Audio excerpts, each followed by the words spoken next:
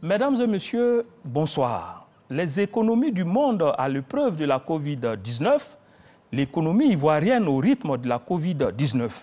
Comment la Côte d'Ivoire fait face à cette réalité? Quels en sont les résultats? Comment se portent les finances ivoiriennes? Et partant, quel est l'impact de la dette sur les caisses de l'État? Ça fait l'actualité s'intéresse à toute cette problématique avec le ministre de l'Économie et des Finances, Adama Coulibaly. C'est une tradition dans la coopération avec les institutions de Bretton Woods, passer en revue les agrégats macroéconomiques pour déterminer l'état de l'économie et définir au besoin les clés d'une relance. Suivons plutôt ce reportage de Jean-Jacques Kwame. Cette mission du Fonds monétaire international FMI en Côte d'Ivoire va se dérouler de façon virtuelle. Conduite par Lucas Richi, elle a pour objectif d'évaluer le programme économique et financier de notre pays. À l'ouverture des travaux avec la délégation du FMI, le ministre de l'Économie et des Finances, qui avait à ses côtés le ministre du Budget et du Portefeuille de l'État, a indiqué que les deux plans nationaux de développement, PND, ont eu le soutien du FMI. Mais des défis restent à relever. Rehausser la qualité de vie des populations. Le PND 2021-2025 compte relever ces défis en matière d'éducation, d'accès à l'électricité, à l'eau potable, ainsi que les problématiques d'emploi jeune et d'autosuffisance alimentaire. La Covid-19 qui sévit ne doit pas freiner cette vision, souligne l'argentier du gouvernement. Adama Coulibaly a abordé pour terminer les questions qui seront développées au cours des 10 jours de la mission du Fonds monétaire international. Il s'agit entre autres du cadre macroéconomique et budgétaire, la fiscalité, la dette publique, les récentes évolutions dans les secteurs de l'énergie et du café-cacao. Monsieur le ministre de l'Économie et des Finances, Adama Coulibaly, bonsoir. Bonsoir. Alors, il y a juste une semaine, vous venez de terminer la revue de l'état de l'économie de la Côte d'Ivoire avec une mission du Fonds monétaire international. Tout naturellement, on est en droit de vous demander quel est l'état donc exact de l'économie de la Côte d'Ivoire aujourd'hui. Merci beaucoup pour l'occasion que vous me donnez de faire un feedback aux populations.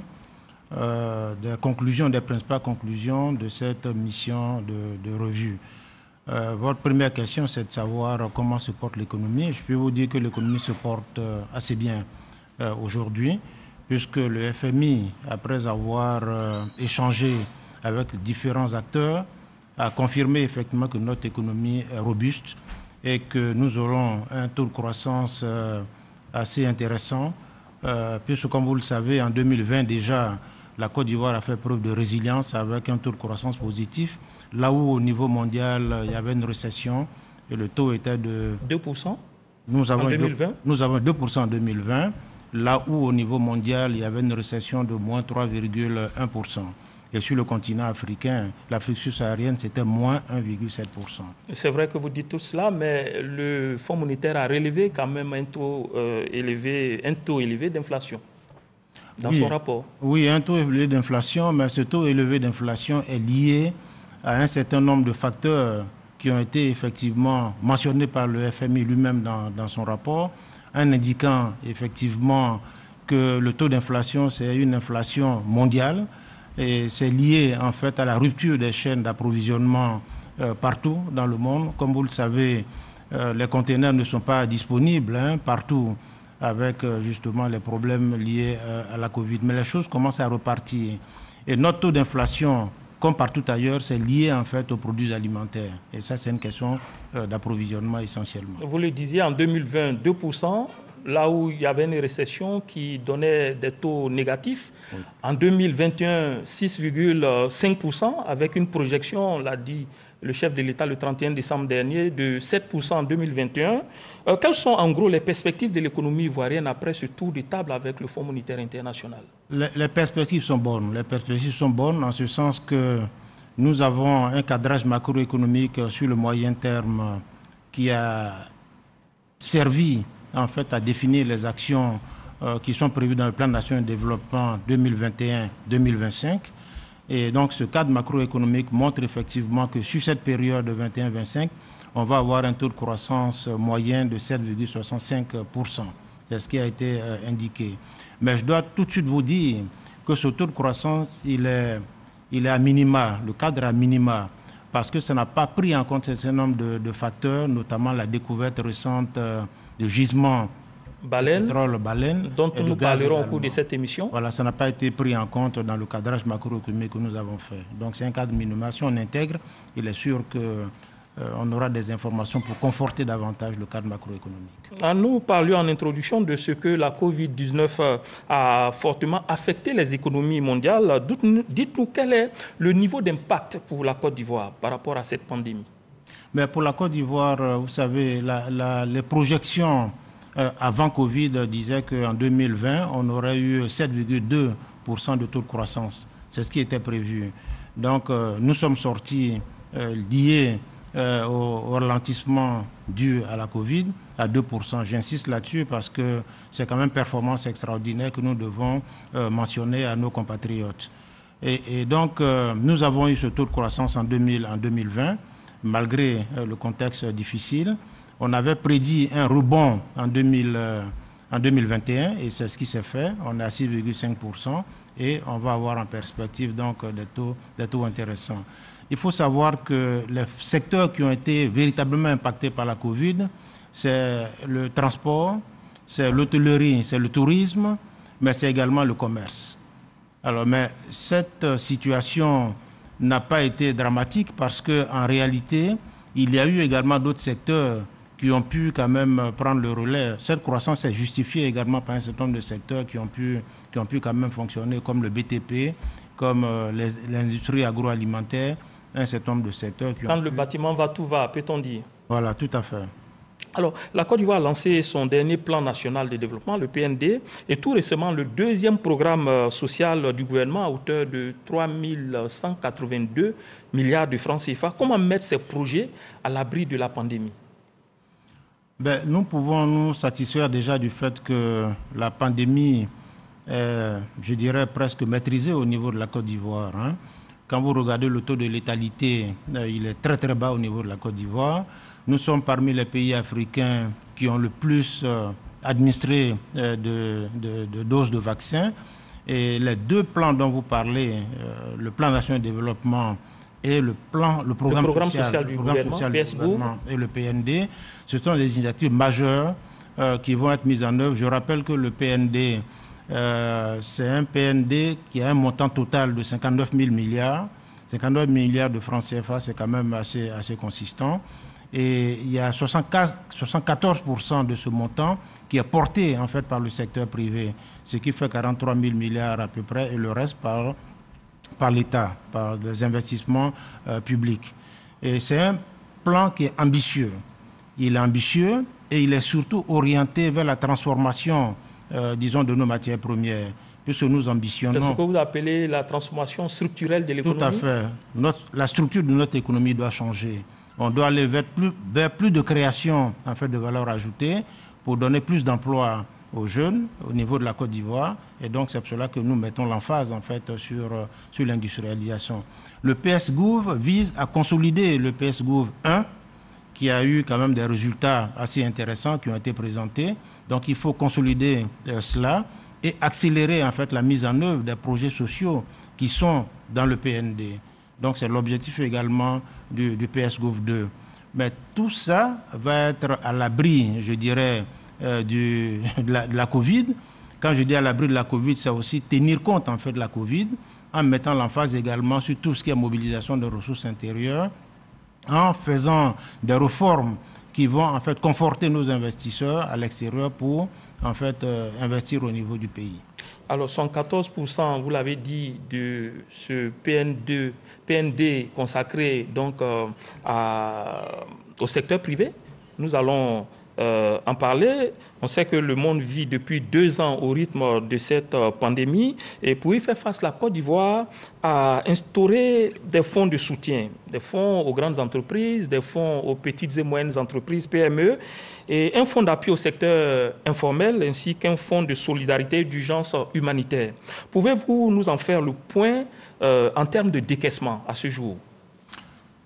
Effectivement, nous avons mis en place, sous l'autorité du président de la République, 4 fonds de soutien dans le cadre du plan de soutien économique et humanitaire, qui lui-même a suivi en fait le plan de riposte sanitaire, parce qu'il fallait en fait donner une réponse sanitaire immédiate, mais également accompagner les entreprises et faire en sorte que l'impact de la Covid soit réduit au maximum sur les populations. C'est pour cela que les 4 fonds ont été créés.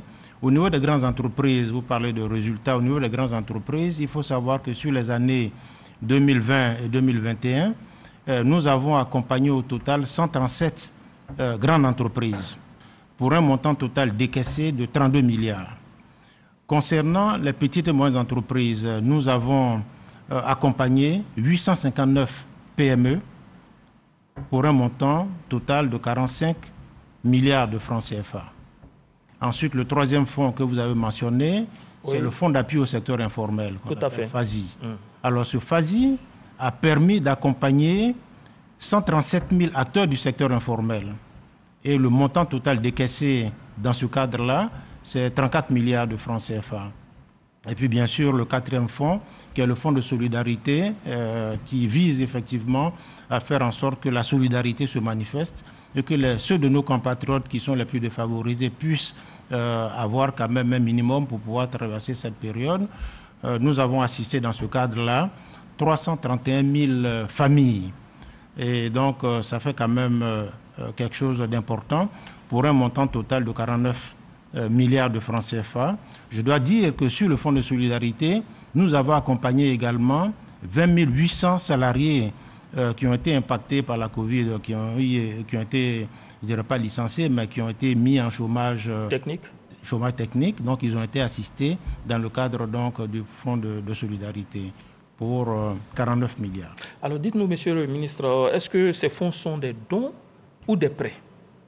Ah non, il y a une combinaison de dons et de prêts. Alors, pour ce qui est des grandes entreprises, ce sont essentiellement des prêts qui ont été consentis aux grandes entreprises. Ce qu'on appelle grandes entreprises, ce sont des entreprises qui ont un chiffre d'affaires au-delà de 1 milliard de francs CFA.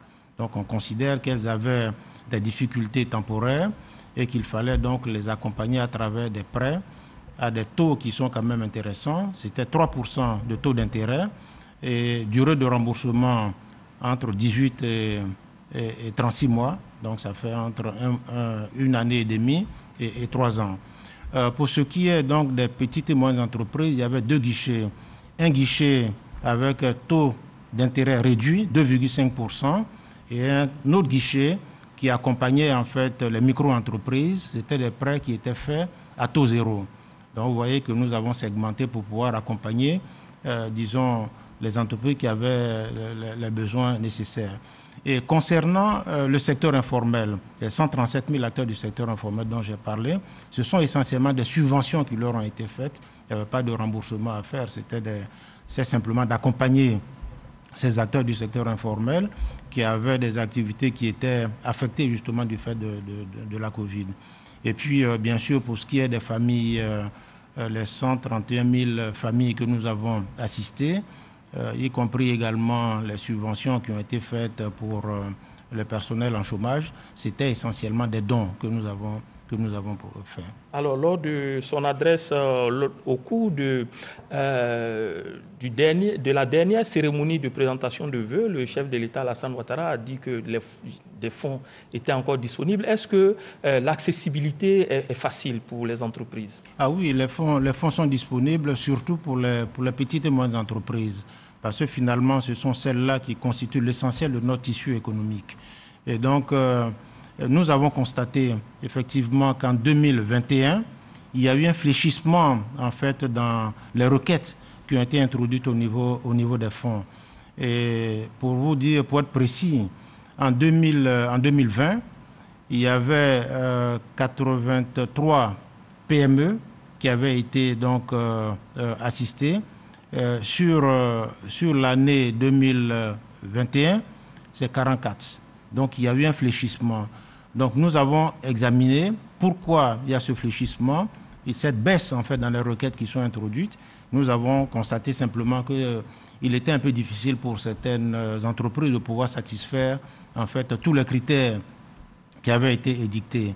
Donc il y a eu des mesures d'assouplissement qui ont été introduites à la fin de l'année 2021 pour permettre au plus grand nombre d'entreprises de pouvoir accéder à ces fonds. Parce que les fonds ont été créés pour accompagner les entreprises. Il n'y a pas de raison qu'on ne puisse pas faciliter leur accès à ces fonds-là. Donc, comme exemple d'assouplissement, nous avons réduit en fait le pourcentage pour pouvoir justifier en fait que l'entreprise est impactée par la Covid.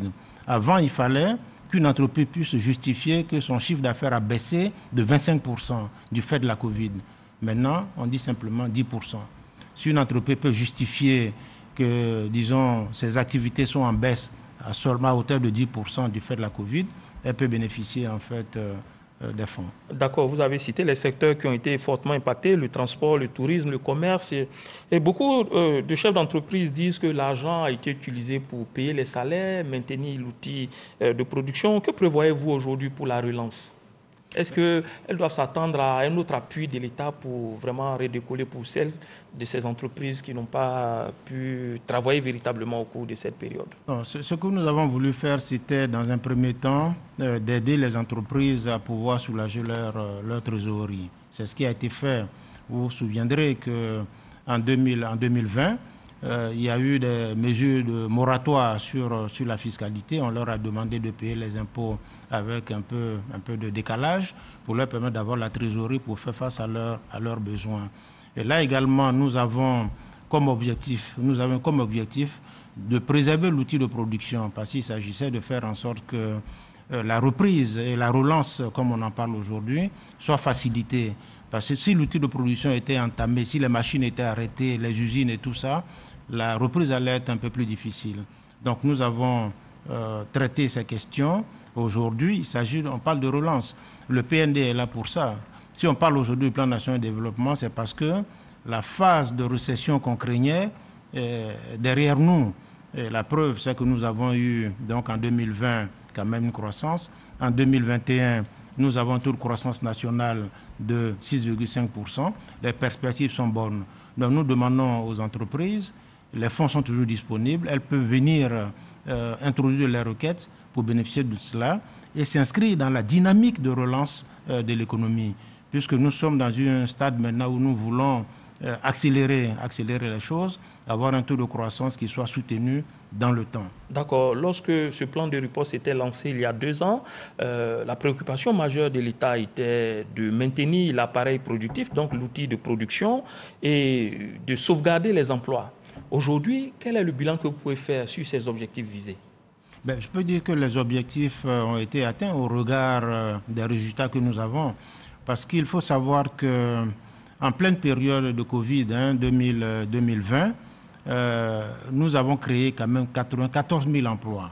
94 000 emplois en 2020 contre 83 000 en 2019. Ça veut dire que la Covid, bien qu'elle ait été un facteur limitant, mais elle n'a pas entamé en fait le dynamisme de l'économie. Donc on a créé ces 94 000 emplois, ce qui veut dire simplement que l'économie a donné depuis le départ des signes de résistance, des signes de résilience, et c'est ce qu'on constate encore aujourd'hui.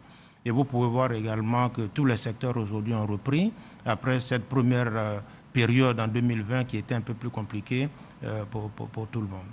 Je vous invite maintenant à parler finances. C'est sûr qu'au cours de cette mission avec le Fonds monétaire international, vous en avez discuté. La question de l'endettement reste une préoccupation en Côte d'Ivoire. Question pédagogique, pourquoi doit-on s'endetter? Est-ce que nous sommes obligés de nous endetter, monsieur le ministre? Écoutez, la dette, elle fait partie des mesures de politique économique. On s'endette simplement parce que on a des ambitions d'investissement qui sont importantes, on a des besoins à satisfaire. Et comme les ressources publiques ne sont pas suffisantes, on emprunte pour pouvoir justement satisfaire nos besoins d'investissement. Et ça, ce n'est pas seulement en Côte d'Ivoire, partout c'est comme ça. Mais ce qui se dit souvent, c'est pourquoi on emprunte. On emprunte justement pour faire des investissements. On emprunte pour faire face à des besoins. Mais on n'emprunte pas pour financer le fonctionnement, pour verser des salaires ici et là. Ce n'est pas ça. Pour la consommation. Non, ce n'est pas ça l'emprunt. Un emprunt qui est intelligent, c'est un emprunt qui est investi dans des secteurs productifs, de manière à accroître la richesse nationale et rendre le pays capable justement de rembourser cette dette-là, tout en poursuivant en fait son cheminement vers la croissance. Et c'est ce qui se fait. D'accord. Dites-nous exactement alors, quel est le niveau d'endettement de la Côte d'Ivoire en valeur absolue et en proportion par rapport au produit intérieur brut, la richesse nationale? Bon, écoutez, la dette aujourd'hui autour de 19 800 milliards à peu près, fin 2021. Dernier trimestre 2021, le pointage va être fait de façon précise. Mais comme je dis souvent, parler comme ça de façon nominale de la dette, ça ne veut pas dire grand-chose en réalité. Quand je dis 19 000 milliards, je pourrais dire 40 000 milliards, 100 000 milliards. Rapporté alors au PIB, pour qu'on comprenne mieux. Pour qu'on comprenne qu'effectivement, on met en relation en fait, la dette avec la richesse nationale. Pour vous donner simplement un exemple, je vais peut-être regarder les chiffres que j'ai ici. Allez-y. Merci. Pour être précis. Voilà, tout à fait. Je dois vous dire, par exemple, qu'en 2011,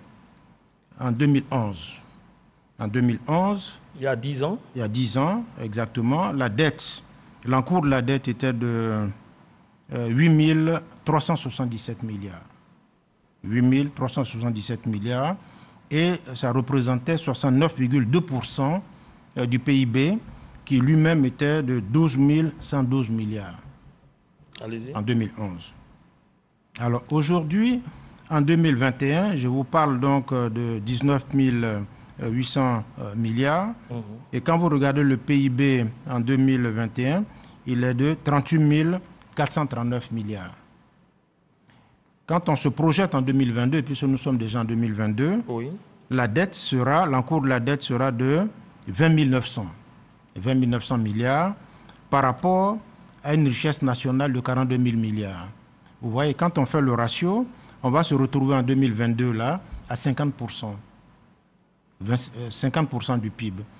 Mais quand on dit ça, il ne faut pas regarder ça dans l'absolu, il faut regarder également de façon comparative avec d'autres pays. Vous savez que la norme communautaire au niveau de l'UEMOA, c'est 70%. Nous sommes à 50%. C'est-à-dire que nous avons une marge assez importante encore d'endettement. Mais ça ne veut pas dire que nous allons progresser pour aller à 70%. Mais quand on regarde également au niveau de toute l'Afrique subsaharienne, la moyenne du taux d'endettement, c'est 62% au niveau de toute l'Afrique, là où nous sommes à 50%. Vous regardez également nos pays comparateurs. Les pays comparateurs, c'est quoi? C'est le Kenya, c'est le Sénégal, c'est le Ghana. Le Sénégal et le Kenya ont des taux d'endettement de 68%. Les deux pays, 68%. Et le Ghana, c'est 83%. Donc ça veut dire que même vous regardez simplement, c'est pour cela souvent quand on dit oui, la Côte d'Ivoire est endettée, non, on n'est pas du tout endetté. Vous êtes en train de dire que la dette est maîtrisée. Mais non seulement c'est maîtrisé, mais ça a servi à faire quelque chose, ça a servi à créer de la richesse. Ça a servi à créer de la richesse. Regardez tous ces investissements qui sont faits dans l'énergie, dans le transport. Vous voyez les ports où nous avons beaucoup investi, dans la santé, dans l'éducation, dans l'hydraulique, dans les infrastructures routières, vous les voyez partout.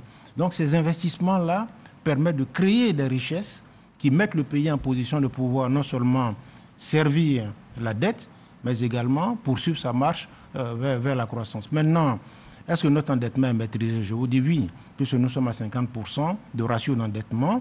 Et notre stratégie d'endettement, elle existe. Nous n'empruntons pas n'importe comment, à n'importe quelle condition. Nous empruntons d'abord à travers des guichets concessionnels, des taux concessionnels. Ça veut dire simplement que ce sont des financements qui ont un élément de don de 35%. Une fois qu'on a épuisé cela, on va vers des financements qui sont semi-concessionnels. C'est quand on a épuisé tout ça qu'on peut s'orienter vers la dette commerciale en termes de volume. Donc, on emprunte selon une stratégie. Et en plus de cela, pour nous permettre nous-mêmes de nous assurer que notre dette est soutenable dans la durée, nous faisons des analyses de viabilité de la dette de façon régulière pour voir si notre dette est soutenable sur la durée. Effectivement, aujourd'hui, notre dette est soutenable, le risque d'endettement est modéré au niveau de la Côte d'Ivoire. Donc il n'y a aucune inquiétude à avoir. Je voudrais rassurer donc nos compatriotes pour dire que la dette n'est pas un problème aujourd'hui au niveau de la Côte d'Ivoire. Les instructions du président de la République et du chef du gouvernement, c'est effectivement de gérer notre dette avec beaucoup d'intelligence. D'accord. Tout récemment, il y a eu l'Assemblée générale des institutions supérieures de contrôle qui ont effectivement en usage le français en commun, cette assemblée qui s'est réunie à Abidjan. Est-ce que la Côte d'Ivoire a été jugée bon élève par rapport à sa dette? Ah oui, la Côte d'Ivoire a été jugée comme bon élève. D'abord, la question de la dette a fait l'objet d'une attention particulière au niveau... c'est un point d'ailleurs. C'est un point d'ailleurs qui va être précisé. Disons, les institutions supérieures de contrôle ont décidé de faire de l'endettement une question essentielle. Parce qu'à l'occasion de la Covid, il y a eu beaucoup d'endettement, pas seulement au niveau du continent africain, même les pays européens, la dette a été gonflée parce que les gens avaient besoin d'emprunter pour soutenir leur économie. Donc les institutions supérieures de contrôle n'avaient pas vocation d'examiner notre dette, mais ayant fait le constat que la dette a augmenté du fait de la Covid au cours des dernières années, ils ont estimé que c'est un point sur lequel ils devraient pouvoir se prononcer au cours des D'accord. L'année 2021 a été marquée aussi par la découverte du gisement baleine auquel vous avez fait allusion tout à l'heure. Cela suscite beaucoup d'intérêt, aussi bien pour les investisseurs que pour les Ivoiriens. Quels en sont les enjeux? Écoutez, les enjeux sont importants compte tenu du volume même de cette découverte-là. Vous voyez, les investissements qui vont être faits dans le cadre du gisement baleine, c'est 11 milliards de dollars. Bon, ce qui fait à peu près l'équivalent de 6 000 milliards de francs CFA. Et donc ce gisement va être exploité à partir de 2023. C'est-à-dire les premiers barils vont sortir en 2023, 12 000 barils par jour à partir de 2023. Et ça va monter jusqu'à 75 000 barils jour à partir de 2025-2026. Pour ce qui est du gaz, c'est 17 500 000 pieds cubes qui vont être produites à partir de 2023 et ça va passer en fait à 140 millions de pieds cubes en 2020. Actualité oblige, on a constaté un relèvement du prix à la pompe du super ce mois de février. Est-ce que ce gisement peut permettre d'espérer que les prix soient maintenus quand même à un niveau raisonnable pour la population? Non, le mécanisme de formation des prix à la pompe n'intègre pas cela pour l'instant. Vous savez que le prix à la pompe est régi surtout par l'évolution du prix international du pétrole. Et je vois qu'il y a quelques commentaires qui sont faits sur l'augmentation récente, mais ce n'est rien du tout. C'est l'application simplement du mécanisme automatique d'ajustement des prix à la pompe. Alors, c'est un mécanisme qui est appliqué, qui se fait. Quand le prix international augmente, on essaie de faire des ajustements. Quand ça baisse, on baisse les prix. Il faut savoir, pour l'information de nos compatriotes, qu'en fait, en une année, le prix du baril de pétrole est passé de 54 $ à 89 $ en une année. Donc, vous voyez déjà qu'on a impacté simplement. Très rapidement, l'avant-dernière question, c'est très important, c'est l'assurance que les Ivoiriens voudraient avoir quant à l'appartenance exclusive de ce gisement à la Côte d'Ivoire au regard du litige maritime qu'il a opposé au Ghana en 2017. Ah non, ce gisement baleine est assez loin de la frontière. Il est assez loin de la frontière, il est à Sunday, il est à 50 km de la frontière, donc il y a très peu de risques que effectivement, il y a des difficultés là-dessus. Mais comme vous le savez, dans tous les cas, la Côte d'Ivoire et le Ghana sont des pays voisins. S'il y a un problème qui se pose, ça va être réglé de façon totalement amicale. D'accord. Mission du Fonds monétaire international, découverte de gisements de pétrole et de gaz, gestion de la dette. Y a-t-il, pour conclure, de réels espoirs quant à l'avenir de l'économie ivoirienne, M. Adama Coulibaly? Ah oui, bien sûr, je vous l'ai dit. Les perspectives sont bonnes au niveau de la Côte d'Ivoire. Nous avons une économie qui est robuste, une économie solide. Je voudrais rassurer, pour ce qui concerne la dette, nos compatriotes, encore une fois, qu'il n'y a pas de problème d'endettement de la Côte d'Ivoire, problème de surendettement. parce que c'est quelque chose qui est très surveillé au plus haut niveau par le chef de l'État, par le chef du gouvernement. Donc on ne peut pas se permettre de faire n'importe quoi. La dette est bien gérée, elle est maîtrisée, il n'y a pas de problème là-dessus. Voilà. Merci. Je voudrais vous remercier pour l'occasion que vous m'avez donnée d'échanger avec vous. Merci. C'est la fin de ce Ça fait l'actualité avec le ministre de l'économie et des finances Adama Coulibaly qui a passé en revue l'état de l'économie ivoirienne dans un contexte sanitaire mondial éprouvant. Ce qu'il faut retenir, c'est que l'économie ivoirienne reste robuste et donne de bons signaux pour l'avenir. Merci de nous avoir suivis et restez sur la chaîne qui rassemble.